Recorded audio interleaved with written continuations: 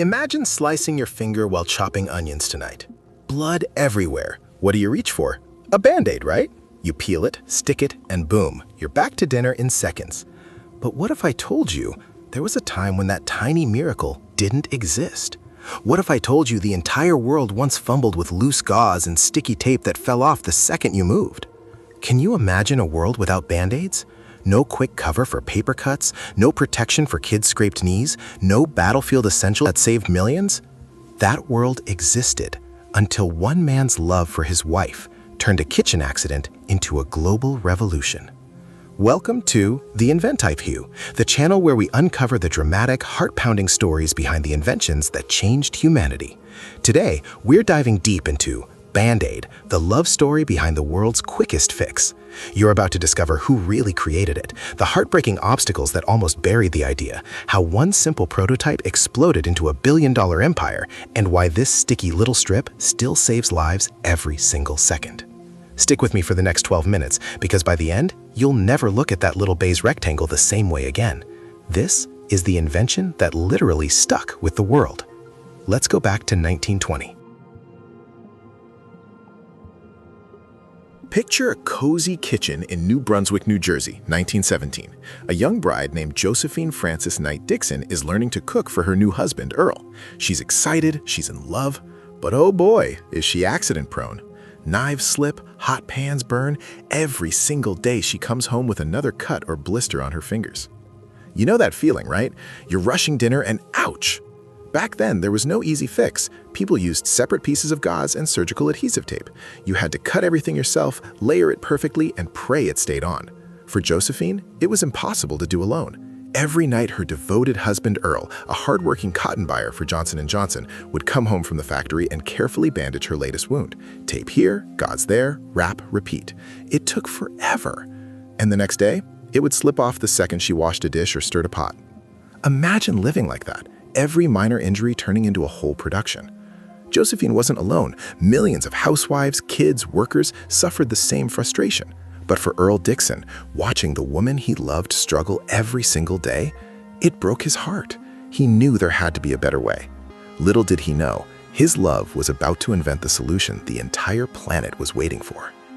And that, my friends, is where our story really catches fire.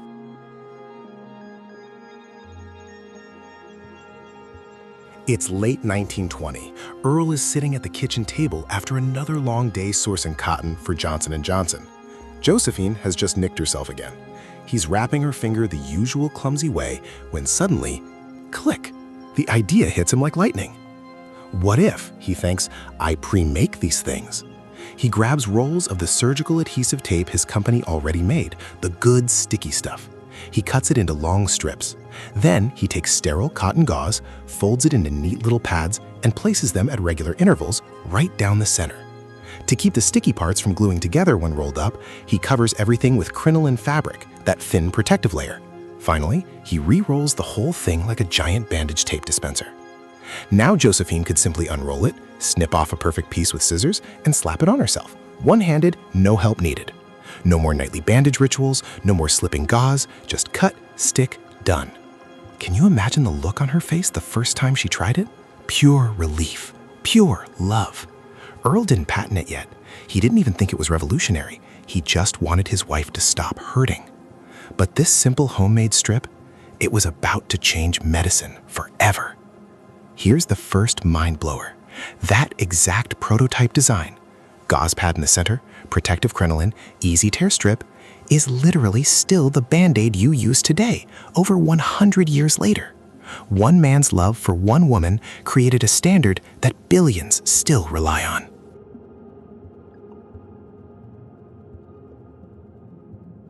Earle mentions his homemade invention casually to a coworker at Johnson & Johnson.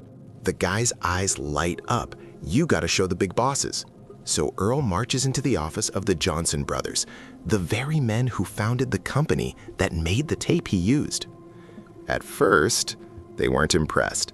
Another bandage? They probably thought. Hospitals already bought their big surgical dressings. Why would regular people need this?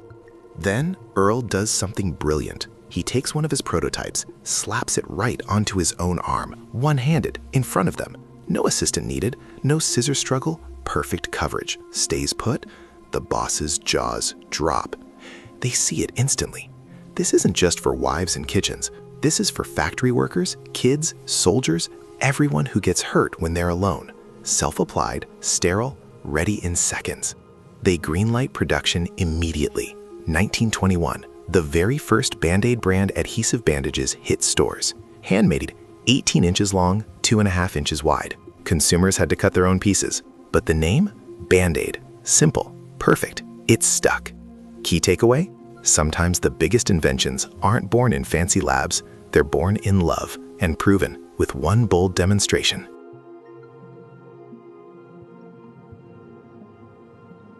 Here's the part nobody talks about. The first year was a disaster. Only $3,000 in sales. People didn't know what it was. They didn't understand why they needed it.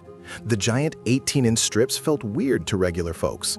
Earle must have felt crushed. His love project was failing. But Johnson & Johnson believed. They poured money into improvements. By 1924, they invented machines that spit out ready-to-use strips, the familiar 3-inch by 3/4 inch size we still know. They added that little red string pull tab so you could open the package one-handed. Genius! Then came the marketing masterstroke. They started giving away free Band-Aids to doctors, to Boy Scout troops across America, even to butchers who cut themselves constantly. Suddenly, kids and parents everywhere were using them. Word spread like wildfire. Sales exploded. Imagine Earle watching his kitchen experiment become a national sensation. The man who just wanted to help his wife was now helping millions.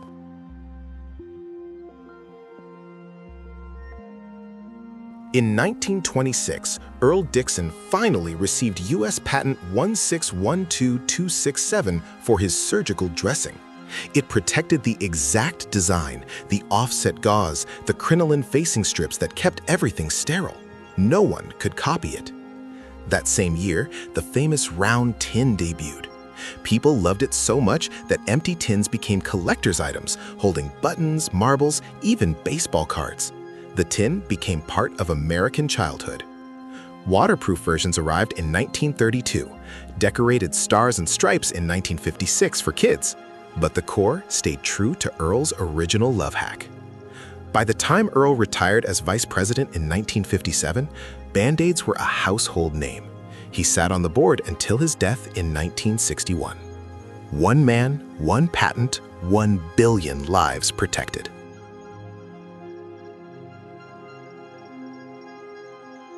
World War II, 1942. Johnson & Johnson ships millions overseas. Every soldier's first aid kit had Band-Aids. Tiny cuts that could have turned deadly in the trenches stopped cold. Earle's invention literally helped win the war. 1969, Apollo 11. Neil Armstrong and Buzz Aldrin have Band-Aids in their medical kit on the moon. Yes, you heard that right. The same strip invented for Josephine's finger cuts went to another world. From one New Jersey kitchen to the surface of the moon. That's the power of one husband's love.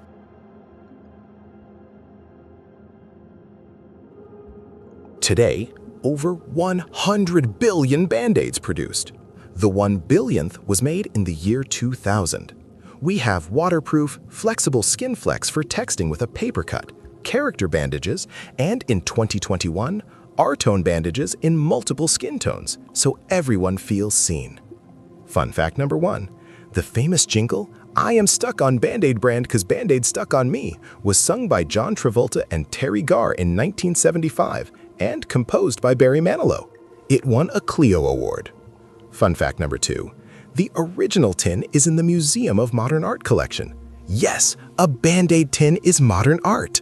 Fun fact number 3, during the 2020 centennial, Band-Aid partnered with Care.org for 100 Days of Care, giving back to the world that embraced their invention.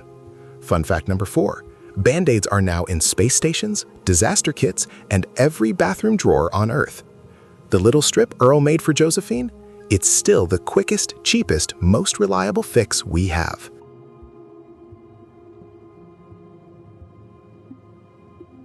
From a single kitchen cut in 1920 to over 100 billion bandages protecting humanity. This is more than an invention story. It's a love story. Earle Dickson didn't set out to build an empire. He just couldn't stand watching Josephine suffer. And because of that love, scraped knees heal faster, soldiers survive longer, kids smile through tears, and we all keep moving forward. When I learned this story, I realized something powerful. The inventions that change the world aren't always flashy rockets or smartphones. Sometimes they're the quiet solutions, born in ordinary homes by ordinary people who simply cared enough to try. Band-Aid didn't just fix cuts, it fixed frustration. It gave us independence. It turned ouch into all better in 3 seconds flat.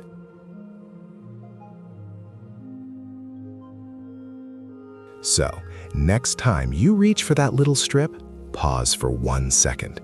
Thank Earle, thank Josephine, and remember, the best ideas usually start with love. If this story stuck with you like a Band-Aid, smash that like button right now. Subscribe to the InventIQ and turn on notifications so you never miss the next hidden drama behind the objects you use every day. Drop a comment. Which invention should we cover next? The one that saved your life or the one hiding in your drawer? The telephone, the zipper, the Post-it note? Tell me below. Thank you for watching. Stay curious, stay kind, and remember, life's little cuts, they heal faster when someone cares enough to invent the fix. See you in the next video. This has been the InventIQ, where every invention has a story, and every story starts with heart.